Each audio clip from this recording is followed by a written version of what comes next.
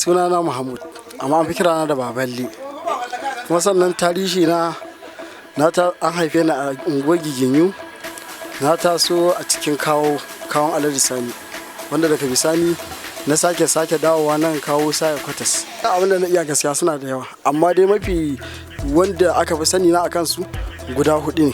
An sani akan gyaran mashin, an sani akan gyaran inji, an sani akan gyaran keken dinki, sannan an sani akan gyaran kuma wani gamin gyaran wuta haka, amma shi na ajiye shi wannan.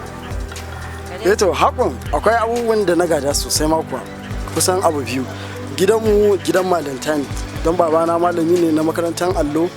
Na taso a cikin karatun allo, don karatun boko ban yi da yawa ba, don ko sakandire ban gama ba. To lokacin dai karatun arabic ya ɗauke min hankali, saboda lokacin na riga na yi nisa sosai, wanda ya kai ga cewa lokacin da na fita daga na bar sakandire na yi sauka ta 1, zan yi ta 2. To kuma hankali na yana kan cewa ya zan yi hada tilawa.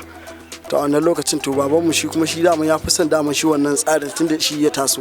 Na fuskanci kalubale iri-iri, wanda sanadin ba zan ta manta ba, akwai sanadin wani inji a nan wajena da aka samu akasi tsakanin ni da masu gyaran.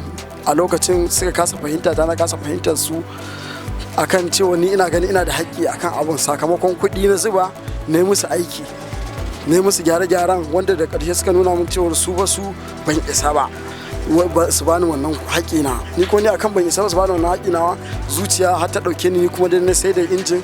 Ina ganin cewa zan cire kuɗi na, saboda sakamakon kayan aikin da na karɓo duk bashi ne, dole kuma masu kaya za su takura mun biya. To wannan wajen na shiga wahala sai, wanda daga bisani da suka kai da abin ya kai mu ga jami'an tsaro, wanda jami'an tsaro ne daga bisani su ma jami'an tsaron suka ga cewa ya kamata mu da cikin unguwa, tunda muna da kwamiti a nan saya kwatas.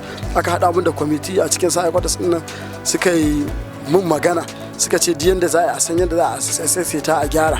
To dai na gyara musu injin dai, daga bisani dai dole aka ba su haƙuri suka haƙura. To wannan gaskiya yana ɗaya daga cikin ƙalubale sosai wanda na ji ba daɗi sosai.